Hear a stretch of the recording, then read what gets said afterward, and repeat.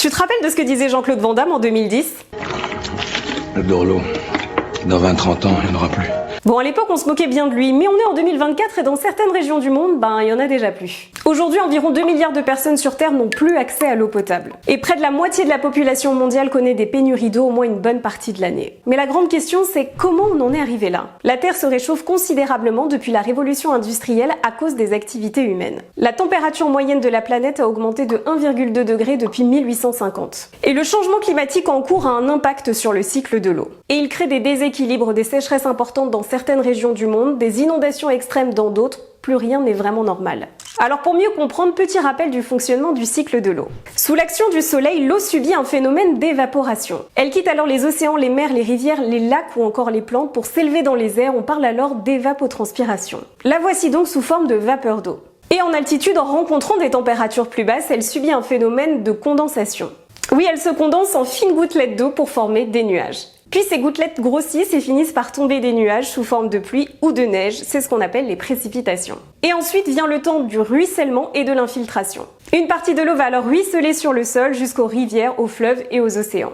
Et tu vois, l'autre partie va s'infiltrer dans les nappes phréatiques. Et le cycle de l'eau recommence encore et encore. Sauf que voilà, le réchauffement climatique que nous connaissons impacte fortement le cycle de l'eau. Lorsque les températures augmentent, le phénomène d'évapotranspiration augmente aussi. On retrouve alors plus de vapeur d'eau dans l'atmosphère et moins à l'état liquide. Les phénomènes extrêmes sont alors plus fréquents, tels que des pluies intenses ou encore des inondations dans certaines régions du monde. Et d'ailleurs, l'augmentation des températures mondiales accroît la quantité de vapeur d'eau que peut contenir l'atmosphère. Pour 1 degré de réchauffement moyen, l'atmosphère peut contenir jusqu'à 7% d'humidité en plus. Et tu l'auras compris, ça va provoquer une augmentation des épisodes de pluie intense. D'ailleurs, les catastrophes liées à l'eau ont dominé la liste des catastrophes naturelles au cours des 50 dernières années. Mais paradoxalement, le réchauffement climatique augmente aussi les épisodes de sécheresse intense. La quantité d'eau qui alimente les cours d'eau ou s'infiltre dans les sous-sols diminue, ce qui va entraîner une baisse du débit des rivières et un appauvrissement des nappes phréatiques. Et dis-toi que 70% des réserves d'eau douce de la planète sont conservées dans les glaciers. Et ces mêmes glaciers fondent considérablement avec la hausse des températures. C'est ce qui se passe d'ailleurs dans les monts Tian, la plus haute chaîne de montagnes d'Asie centrale. Depuis les années 60, c'est environ 2960 km² de glaciers qui ont disparu. Ce qui diminue fortement l'accès à l'eau dans certains pays.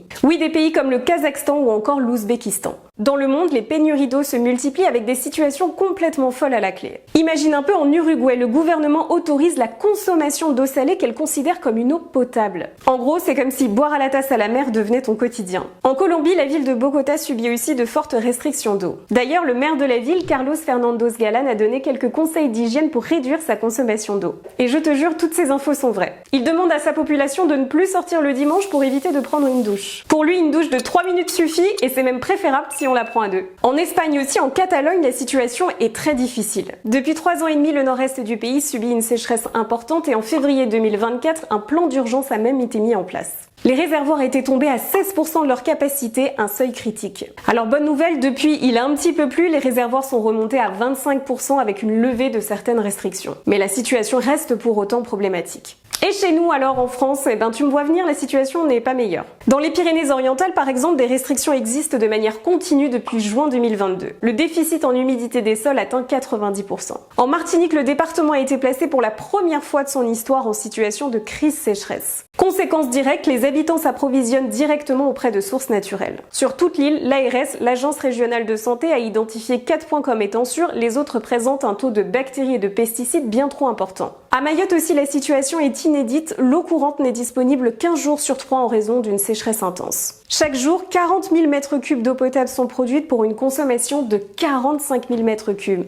Ça coince un peu. Alors depuis novembre 2023, c'est de l'eau en bouteille qui est distribuée aux habitants. Soit environ 330 000 litres d'eau distribués quotidiennement à raison d'1 litre d'eau par personne. Et là tu te dis peut-être que l'eau en bouteille c'est une solution face à toutes ces pénuries. Clairement non, déjà en termes d'impact écologique c'est une catastrophe et côté sanitaire les problèmes s'accumulent. Dis-toi que 2 millions de bouteilles de Perrier ont été détruites il y a quelques semaines. La raison, la découverte d'une bactérie dans un puits de captage. Et pour être très clair, les bactéries découvertes sont des traces de...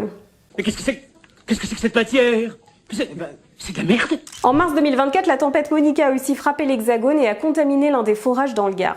Et lorsqu'il y a des inondations, les eaux peuvent passer dans les fosses septiques avant de s'infiltrer dans les nappes phréatiques. En fait, tout se mélange et se retrouve dans les eaux d'inondation. Polluée, cette eau va alors continuer son chemin et va s'infiltrer très profondément dans les nappes phréatiques. Oui, ce lieu même où les bouteilles de Perrier prennent leur source. Or voilà, comme on l'a vu, les inondations sont plus fréquentes à cause du réchauffement climatique et de l'urbanisation. Et ça ne s'arrête pas là, des eaux de source ont été traitées pendant plusieurs mois comme de banales eaux du robinet. En cause, la présence de polluants éternels type PFAS ou encore de pesticides. Et la contamination des ressources est généralisée dans la région Grand Est ou encore en Occitanie. Et dis-toi que toutes les grandes marques sont touchées. Ok, mais là tu te dis, la Terre, on l'appelle la planète bleue, alors pourquoi on désalinise pas l'eau de mer et comme ça le problème est réglé? Alors sur le papier c'est génial, on extrait le sel de l'eau, on la traite, on la consomme. Alors en France, plusieurs territoires l'utilisent, comme l'île de Sein depuis maintenant 50 ans. Il y a aussi l'île de Groix ou encore le village de Rogliano. Mais en fait, pour dessaler l'eau de mer, les problèmes sont nombreux. Il faut capter 3 litres d'eau de mer pour produire 1 litre d'eau. Et niveau budget, c'est un coût de production de 50 000 €.